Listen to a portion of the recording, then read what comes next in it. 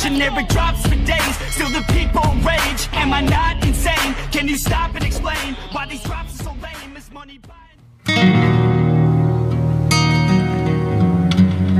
Assalamualaikum warahmatullahi wabarakatuh. Jumpa lagi dalam pembahasan kita tentang seputar burung kacer bersama Sobat Hitam Putih. Pastikan kita selalu sehat, selalu ceria, dan pastikan juga semuanya aman, terkendali, kerjaan aman, dan sehingga isi dompet pun juga aman. Oke sobat, dalam kesempatan kali ini kita akan membahas satu request dari sobat kita. Datang dari nama akun Wahyu Priyono. Dari Banyumas, nyimak Om. Sudah dibahas belum Om mengukur tingkat birahi dan mengukur tingkat emosi? Kalau belum, tolong dibahas ya Om. Salam hitam putih dan semoga sehat dan sukses terus. Amin. Terima kasih Mas Wahyu Priyono. Ternyata Mas Wahyu Priyono ini orang Banyumas. Oke Mas Wahyu Priyono ada di situ Mas. Piye kabarnya Mas Wahyu? Salam buat keluarga di rumah ya Mas. Ya, semoga semuanya aman, terkendali. Oke Mas. Beliau ini sering menyimak pembahasan atau bacotan-bacotan dari Sobat Hitam Putih ini. Terima kasih Mas Wahyu Priyono. Oke Mas, untuk pertanyaan cara mengukur tingkat birahi kacer ini, pertanyaan dari Mas Wahyu ini seperti biasa kita jawab dan kita bahas di video supaya sobat-sobat yang lain ikut menyimak juga ya, sambil kita ngebacot. Oke, kalau gitu langsung saja kita cek nyerot ke pembahasannya.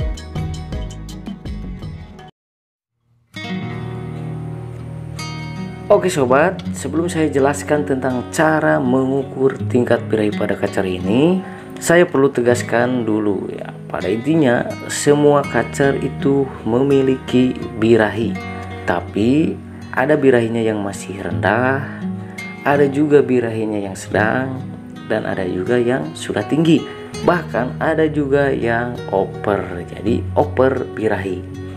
Karena seiring usianya dewasa itu, birahi itu makin muncul, hormon itu makin meningkat kalau kita tidak bisa mengimbanginya, terkecuali untuk kacer trotolan. Nah, kacer trotolan ini belum memiliki birahi sama sekali. Nanti seiring usia si kacer trotolan ini dewasa dan saat si kacer trotolan ini mutasi dari bulu anakan ke bulu dewasa, nah disitulah birahi mulai muncul, birahinya mulai timbul. Dan seiring usianya dewasa, seiring usianya berjalan dewasa, tingkat hormon atau tingkat birahinya pasti meningkat juga. Wah, kata siapa Om? Ada kok ini buktinya, kacer trotolan saya ketika saya tempel mau melawan, mau menyerang saat ditempel sama kacer lain. Nah, itu sebenarnya yang ditunjukkan sama si kacer trotolan itu bukan karena sudah memiliki birahi, tetapi dia itu lebih ke fighter. Nah, yang ditunjukkan si kacer trotolan itu kalau misalkan dia sudah berani melawan sama kacer lain, itulah penunjukan dari fighternya si kacer tersebut. Karena kacer ini memang burung dengan jenis burung petarung, burung fighter.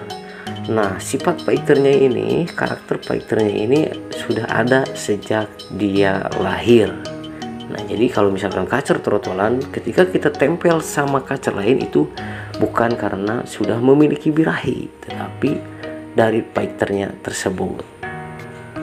Oke, untuk yang pertama kita bahas tentang cara mengukur tingkat birahi dari mulai kacer bahan trotolan hingga dewasa.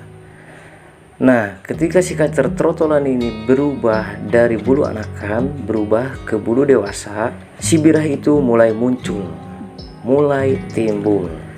Nah, untuk kacer trotolan ini biasanya si kacer trotolan ini mampu memakan ekstra puding dalam jumlah yang banyak. Karena seperti yang saya bilang tadi, si kacer trotolan belum memiliki birahi. Nah, misalkan kita berikan jangkrik, dia itu mampu memakan jangkrik dalam jumlah yang banyak. Nanti seiring dia usianya lebih lanjut dan lebih mapan, si birahi itu mulai muncul, mulai meningkat, dan lahapnya dia makan ekstra puding itu makin menurun. Kalau misalkan tadinya dia mampu memakan banyak, nah kemudian seiring birahinya meningkat, dia lahap makannya itu lebih menurun. Nah, dan disitulah birahi sudah mulai muncul, dan itu biasanya ditandai dengan yang pertama ngeriwik dulu, kemudian ngeriwik kasar, dan barulah dia bunyi ngeplong-ngeplong dan gacor. Nah, disitulah birahi itu sudah ada, dan disitu kita harus waspada supaya tetap terjaga birahinya supaya tidak oper. Kemudian yang kedua kita bahas tentang cara mengukur tingkat birahi kacer muda hutan atau kacer bahan omyokan.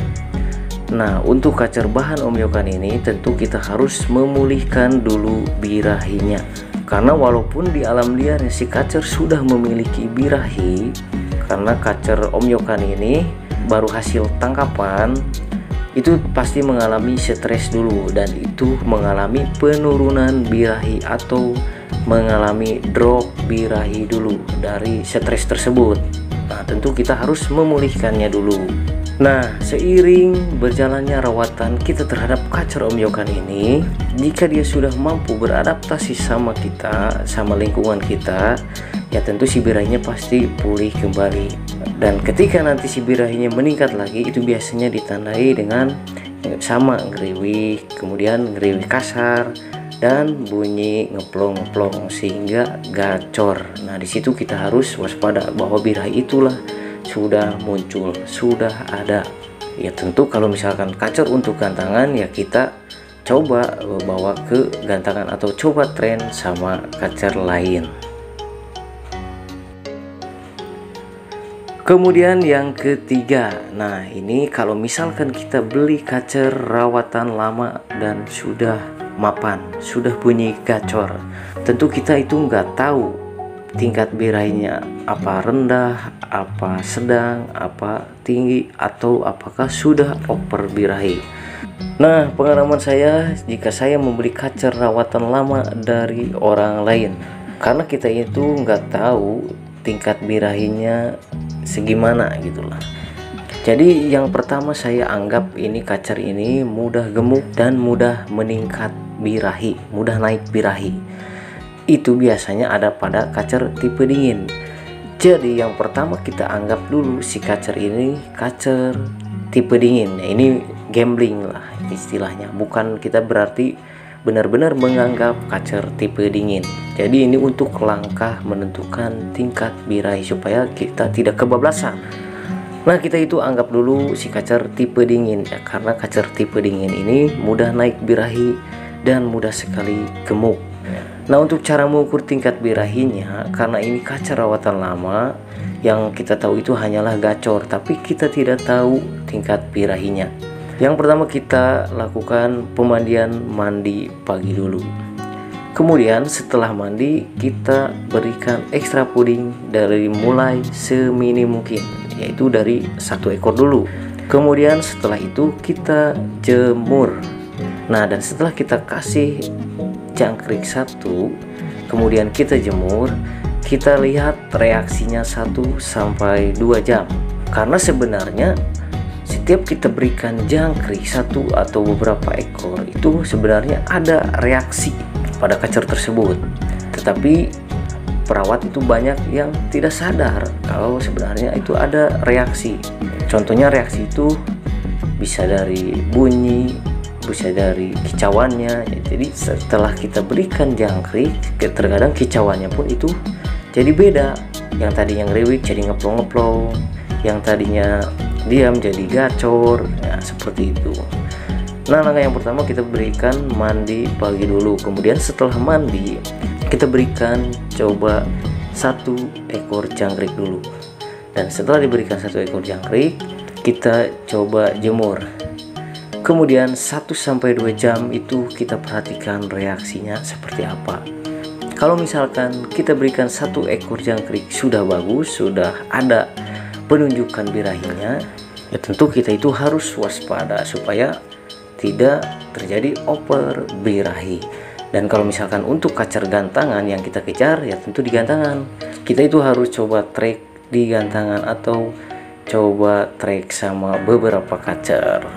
Ya, karena sebenarnya saat kita berikan ekstra puding pada kacer ini, itu sebenarnya ada reaksi 1-2 jam itu pasti ada reaksi. Tetapi perawat itu banyak yang nggak sadar gitu. Yang merawat kacer ini banyak yang tidak sadar kalau setelah kita berikan extra puding atau misalkan kita berikan cangkrik itu tentu pasti ada reaksi 1-2 jam itu.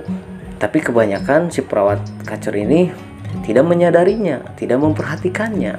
Nah, kalau misalkan kita berikan 1 ekor jangkrik dia sudah bagus, sudah menunjukkan gelagat bagus, ya tentu kita diwaspada. 1 jangkrik itu sudah harus waspada. Kalau misalkan kita berikan kelebihan, ya tentu yang ada malah over birahi. Nah, kalau misalkan kita berikan 1 ekor jangkrik masih kurang, penunjukannya belum ada reaksi, kita bisa tambahkan lagi 1 ekor jadi 2 ekor. Dan seterusnya, kalau misalkan kurang lagi, tentu kita tambah lagi misalkan 3 ekor dan seterusnya sampai terlihat reaksinya. Kemudian ada tip cara melihat tingkat birahi pada kacer ini. Ini kita lihat dari segi luar, segi fisik.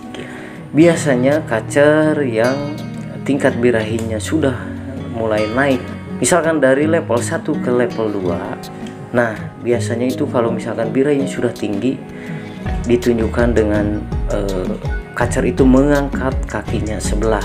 Nah, ini kita harus waspada. Biasanya kacer yang mengangkat kakinya sebelah itu birahinya sudah mulai naik, sudah tinggi. Itu kita harus waspada. Oke sobat, itulah pembahasan kita tentang cara mengukur tingkat birahi pada kacer ya, diambil dari pengalaman saya sendiri. Nah, silahkan kalian cerna, silahkan kalian kembangkan, silahkan kalian amalkan. Semoga ini bisa bermanfaat buat sobat semuanya dan bisa bermanfaat buat banyak orang. Terima kasih banyak buat sobat-sobat yang selalu senantiasa menyimak video dari saya. Saya tunggu, silahkan berikan komentar terbaik kalian jika ada keluhan tentang seputar burung kacer. Siapa tahu kita bisa membantu dan membahas solusinya di sini.